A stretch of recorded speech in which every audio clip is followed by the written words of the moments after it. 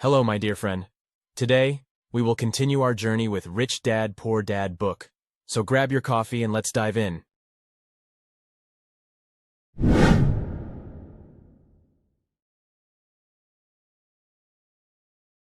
Today, we want to settle the debate and confusion surrounding the topic of employment.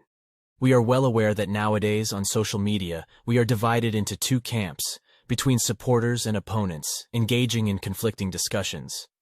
Is a job truly the path to wealth or not? Is a job really secure or not? We listen to the words of individuals like Robert or other famous figures we follow on Twitter or elsewhere. Robert is an American capitalist, and we don't know if he genuinely aims to impart knowledge or if he's trying to sell his books and increase his net worth. We listen to his words or the words of successful individuals in their respective fields or their highly accomplished professional lives, perhaps as CEOs of major companies. A person on a powerful corporate board, or someone in a high-ranking position in society.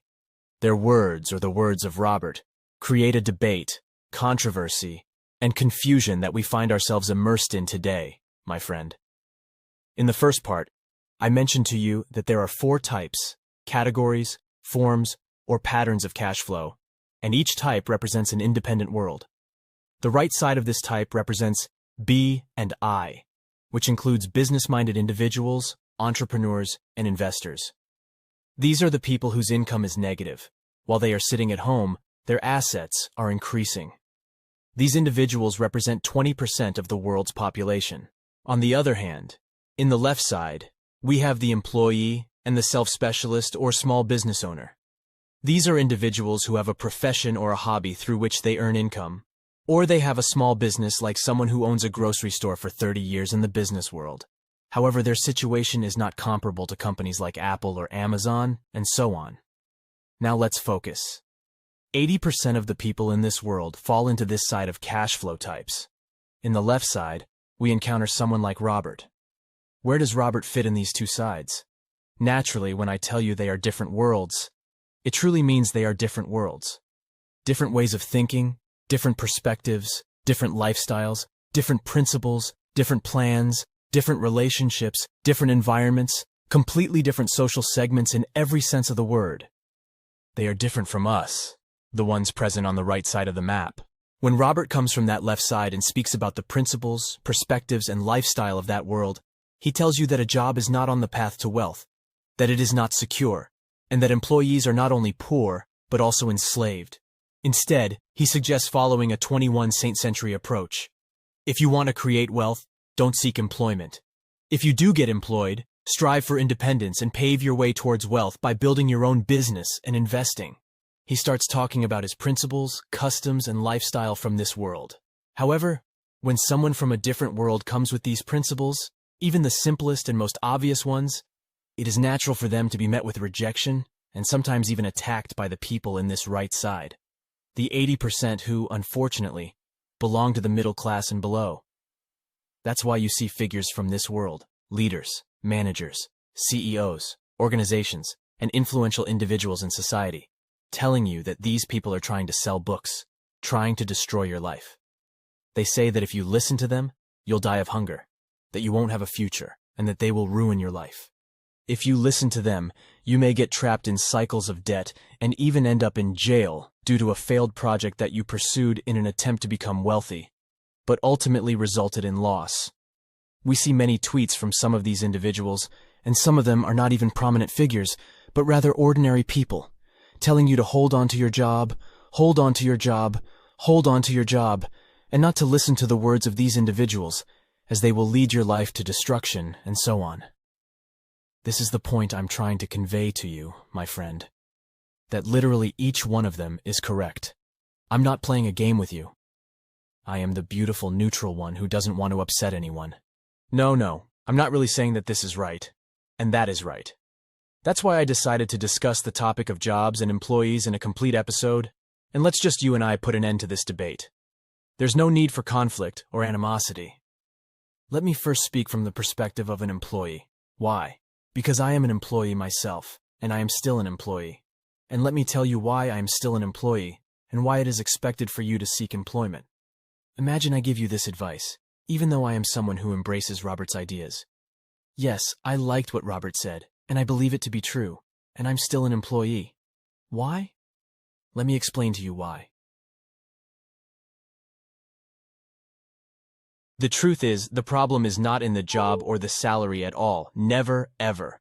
The problem lies in the mindset of the employee, and here I apologize, I will tell you the bitter truth. Firstly, the employee believes that the income from the job or the salary is the most secure income. Job security, they say. That's why they see that if a person doesn't get employed or leaves their job, their life will collapse. And this statement is not true. Firstly, the job is not secure. And let me explain to you what security means or the difference between security and stability. And we will understand whether job income is secure or stable. The job, as we mentioned in the previous part, is a positive income. Positive income means it depends on your work. If, God forbid, something prevents you from carrying out your work for 2, 3, 4, or 5 months, you will definitely lose that income. And if you, my friend, have a system relying on your work to bring them income, such as obligations, debts, family, partners, life, children, then you are like a single point, a pinpoint, an overpoint. If you collapse, the system collapses after you or at least gets affected. That's why it saddens me and makes me happy to inform you that a job or job income is not secure.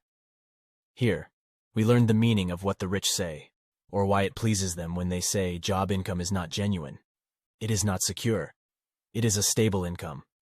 And there is a difference between stable income and security. Just because it's stable doesn't mean it's secure.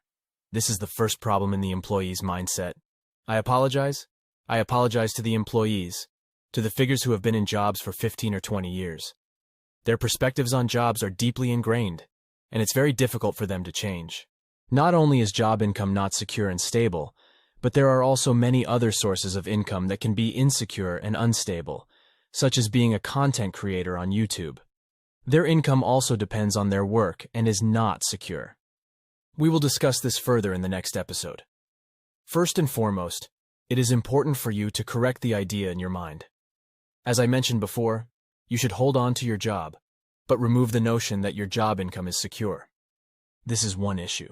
The second problem in the employee's mindset is that they believe the only way to make money is through work. So when you come and tell them that you can make money without having money, there is a high likelihood that they will say it's impossible. Later on, they may come around and understand the concept. However, I'm talking about the initial rejection when they say it's impossible. It doesn't matter to me whether they eventually accept it or not. What matters is that initially they said it was impossible. You understand the meaning of this statement. It signifies that their mind doesn't even see the possibility or potential for you to make money without having money.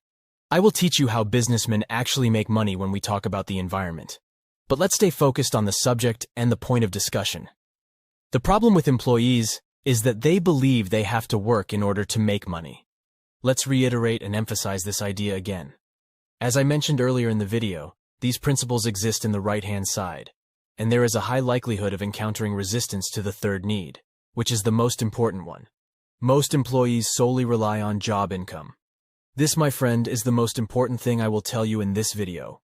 Do not rely on job income for the rest of your life. It's not a requirement to become wealthy. It's not a requirement to be rich. It's not a requirement to have a business project. It's not a requirement at all. Having multiple sources of income, such as a YouTube channel or content creation as a job or investment. Let me give you an example of someone I know. When he got employed, he took out a mortgage loan from the bank and purchased an apartment. He immediately started renting out the apartment instead of living in it himself. He said, "I'm living with my parents, so I don't need an apartment and I don't even need a loan for a car. But I wanted to have an additional source of income for the next 12 years or more. Once I've paid off the mortgage loan for the apartment, if I get married and my parents provide me with a separate apartment in the same building, I will live in it and make the first apartment a source of additional income." His mindset is beautiful, as he has lived with two sources of income. When you receive a job offer and consider taking out a loan, you will think about how to use it. I understand that many of us may need to take out a loan to buy a car or a house. I know that many of us may have to move out of our parents' house and live in a place of our own if we decide to get married. But believe me, What I also know is that many of us take out loans not out of necessity, but for luxury. It means that they may already have a car, but they still want a new one. The difference between the two mindsets is huge, very huge. As I mentioned earlier, the intelligent ones among us are those who live off two types of income, positive and negative. If you don't have a car, you are forced to take out a loan to buy one.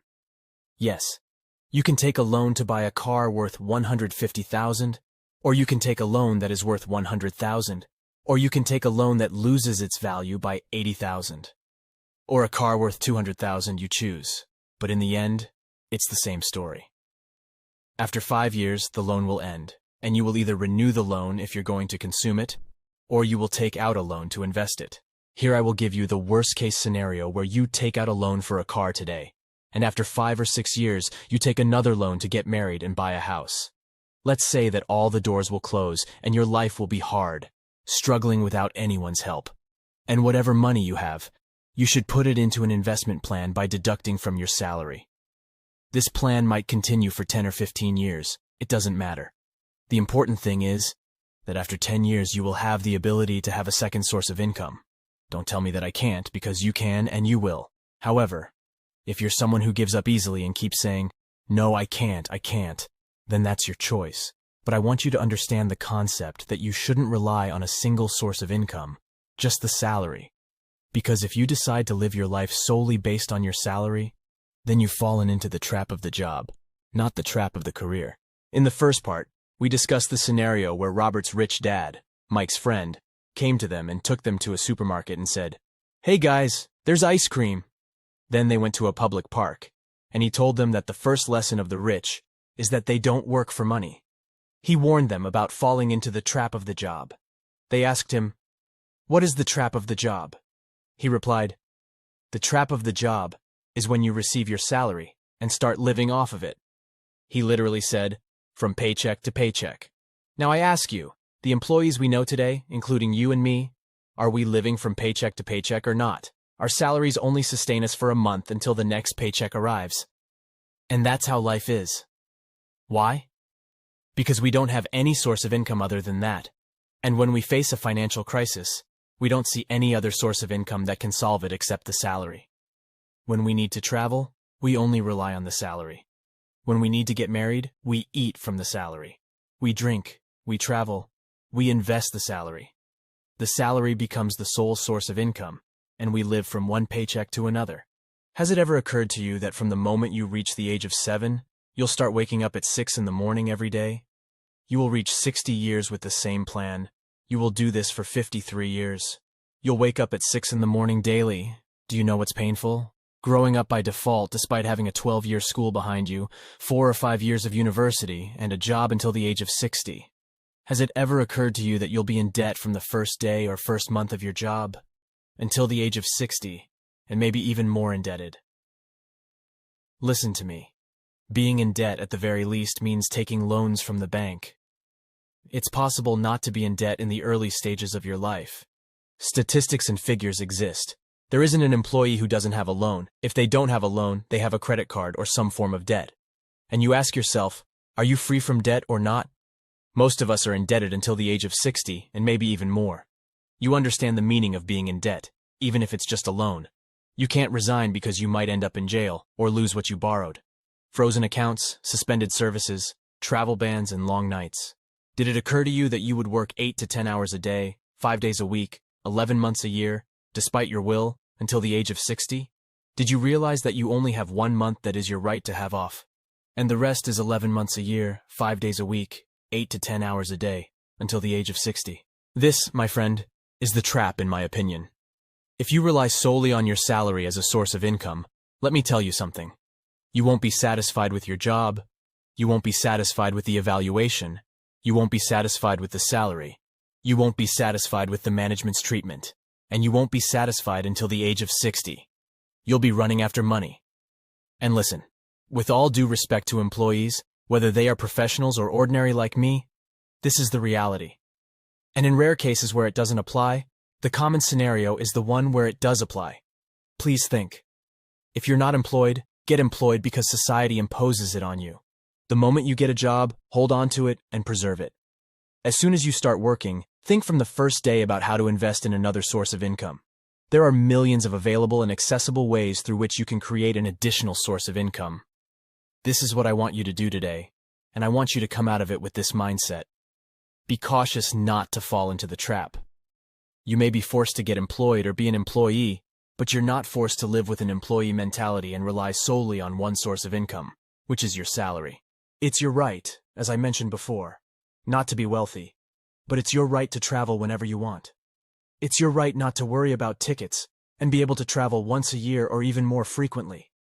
It's your right to enter a mall and buy clothes without asking about the price. It's your right to take your partner and children out every weekend. It's your right to dine in a luxurious restaurant, open the menu, and order anything without worrying about the bill.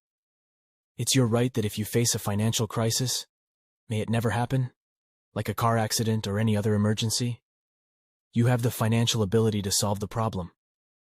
It's your right, my friend, to have your car repaired at the dealership. Most of us cannot afford it, but the truth is, we don't appreciate it.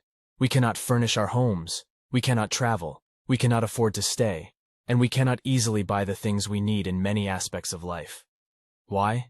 Because we rely on a single source of income, which is our salary. And with all due respect, the salary does not meet our needs, let alone provide extra. Yes, it may meet our basic needs, but we haven't reached a level of surplus. However, let me tell you, when you live and have a salary, and the same salary comes to you from another source or doubles, you will understand what I'm talking about now. If you want to become wealthy, then neither the job nor living solely on it should be your focus. Don't think about an additional source of income. Think about how to get rid of this job so that you reach a point where you have employees working for you to generate income. That's it for this episode. I hope you had a great time.